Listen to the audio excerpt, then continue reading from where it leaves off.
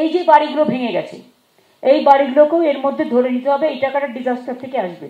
সেই জন্য সবাইকে বলছি, যে যা পারেন সামর্থ্য অনুযায়ী যদি কিছুটা হেল্প করেন তাহলে আমরা বাড়িগুলো চটপট করে দিতে পারবো। না দিলেও ক্ষতি নেই,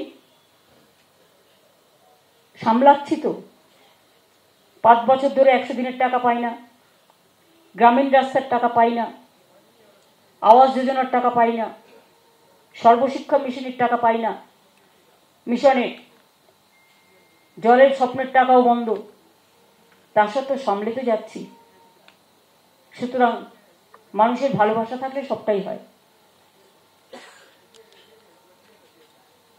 সেচ দপ্তরেরও অনেক কিছু ভেঙেছে।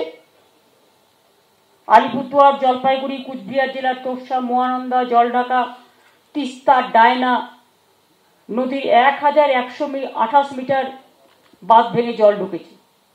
এছাড়াও দার্জিলিং, জলপাইগুড়ি, কুচবিহার, আলিপুরদুয়ার জেলার বালাসন, লিস, ঘিস, তিস্তা, ডায়না, কুচি ডায়না, জলঢাকা, নেওড়া, রায়ডাক সহ অন্যান্য নদীর 12,680 মিটার নদীর বাঁধ ক্ষতিগ্রস্ত হয়েছে।